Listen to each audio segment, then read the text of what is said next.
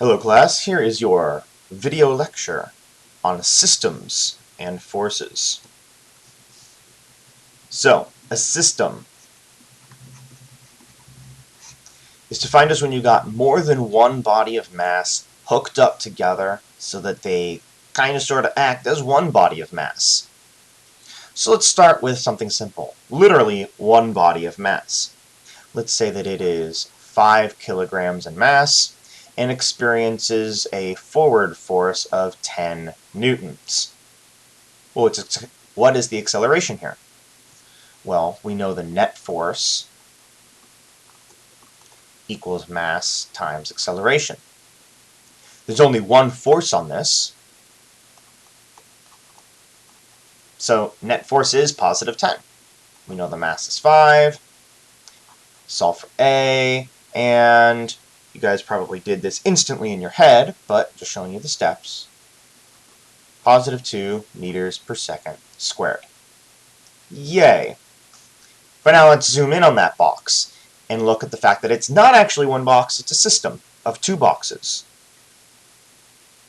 A 2 kilogram box and a 3 kilogram box. And the 3 kilogram box is the one experiencing the positive 10 Newton force, and the 2 boxes are connected together by a rope. We're going to say a non-elastic rope, so something that is not stretchy by nature. What this means is if the system has an acceleration positive 2, everything has an acceleration of positive 2, because they're literally roped together. You cannot have one moving faster than the other. It's impossible, unless the rope is elastic, which we will never deal with. But look at this.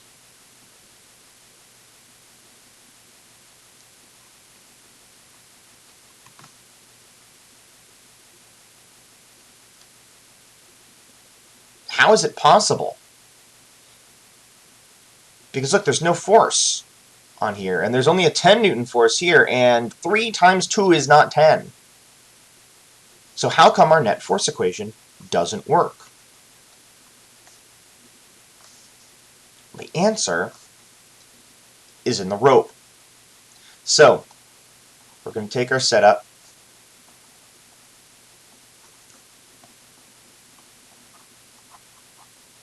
and we're going to break it down. We're going to look at just the 2 kilogram box and just the 3 kilogram box. We'll start with the 2 kilogram box. We know the acceleration must be positive 2 meters per second squared. So we know the net force must be m times a, positive 4 newtons. It has to be. Straight up has to be.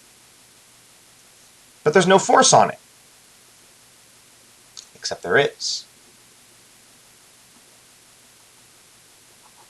We call it tension force because it is the tension of the rope pulling it forward. We'll pretend that's horizontal.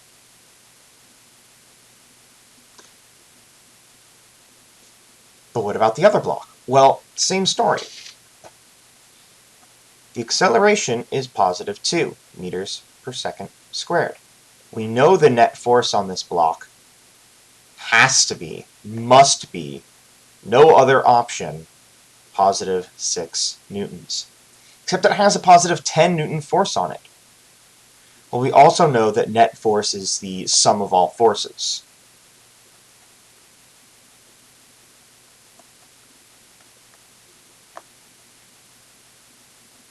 We still have tension force.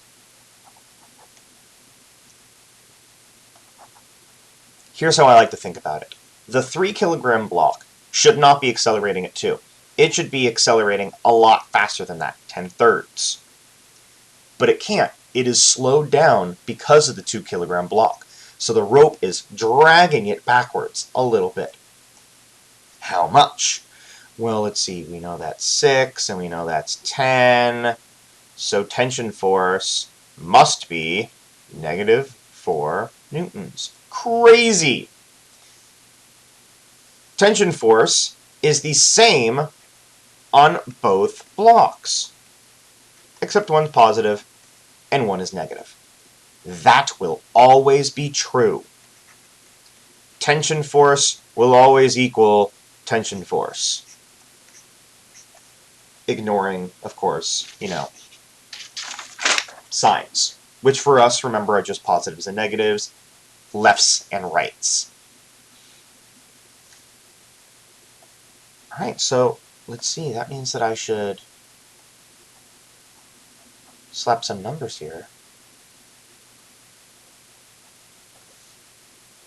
Is my net force for the system still positive 10?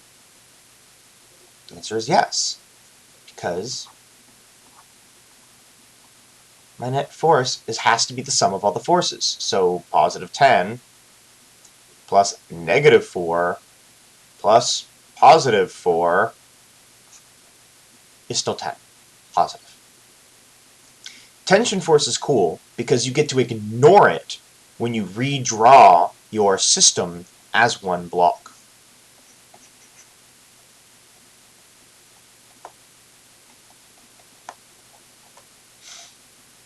You only need to worry about it when you break it down into its individual blocks.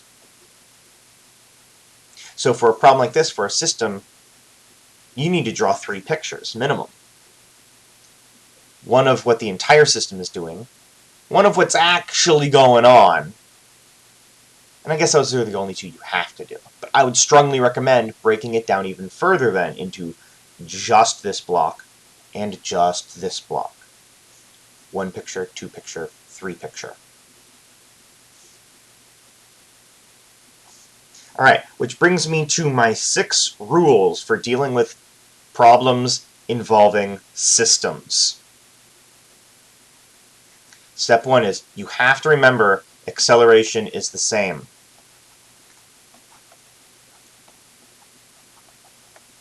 For everything. The acceleration of the system is the acceleration of the one block we're pretending it is. It's the acceleration of the first block. It's the acceleration of the second block. They are all going to have the same acceleration. Rule 2. Redraw, or maybe first draw,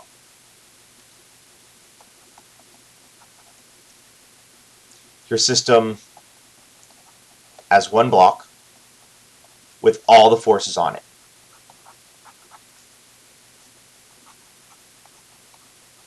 That's what we started with.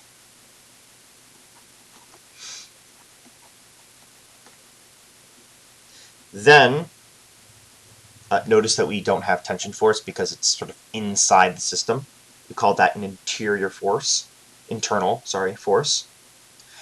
Then we're going to draw each block. Alright, so tension force, tension force. I'm not putting the numbers here because we're pretending we're starting over. We do not yet know what the tension force is.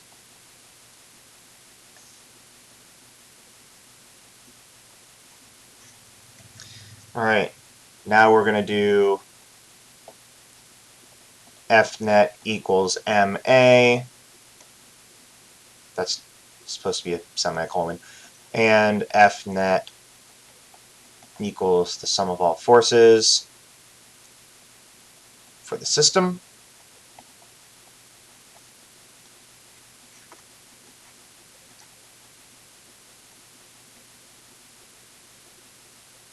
And then you're going to do it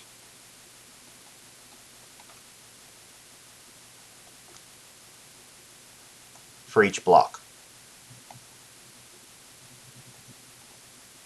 Gotta work on my handwriting.